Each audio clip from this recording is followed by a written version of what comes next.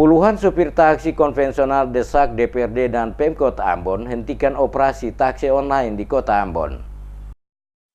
Puluhan sopir taksi konvensional dari berbagai pangkalan taksi di Kota Ambon untuk kedua kalinya kembali mendatangi gedung DPRD Kota Ambon untuk mengadukan nasib mereka terkait dengan hadirnya taksi online di Kota Ambon. Berti Kahena selaku koordinator taksi konvensional di Kota Ambon mengatakan keberadaan taksi online yang beroperasi di Kota Ambon karena kehadiran taksi online membuat pendapatan mereka menurun hingga 60%. Oleh karena itu, mereka mengharapkan wakil rakyat di DPRD Kota Ambon untuk segera melakukan pemanggilan Kepala Dinas Perhubungan Kota Ambon dan Dinas Infokom untuk mencabut izin operasi taksi online di Kota Ambon. Karena semenjak kehadirannya di Kota Ambon, pendapatan para sopir taksi konvensional menurun drastis disebabkan harga yang ditawarkan kepada pengguna taksi di bawah harga kewajaran yang diharapkan selama ini. Persoalan inilah yang menjadi penyebab menurunnya pendapatan para supir taksi konvensional di Kota Ambon. Untuk itu, pihak DPRD diharapkan untuk dapat memfasilitasi pertemuan para sopir taksi konvensional untuk duduk bersama dengan Dinas Perhubungan dan Dinas Infokom untuk membicarakan persoalan yang dihadapi saat ini agar dapat diselesaikan secepatnya.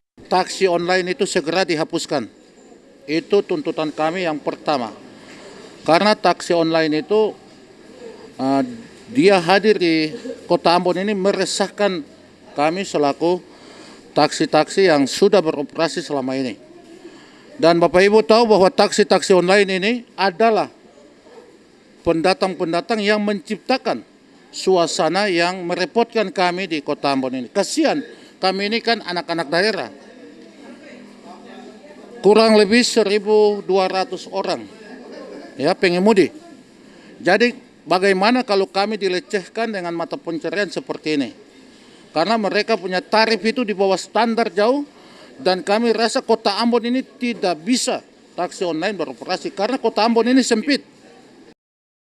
Mereka secara tegas menolak kehadiran taksi online di Kota Ambon. Dikatakannya, keberadaan taksi online hanya akan menimbulkan masalah di Kota Ambon, sehingga pihaknya menolak keras keberadaannya di Ambon. Pertemuan para sopir taksi konvensional dengan anggota Komisi 3 DPRD akan ditindaklanjuti pada hari Selasa, dikarenakan ketidakhadiran Kepala Dinas Perhubungan Kota Ambon dan pihak dari Dinas Infokom Kota Ambon dalam pertemuan tersebut.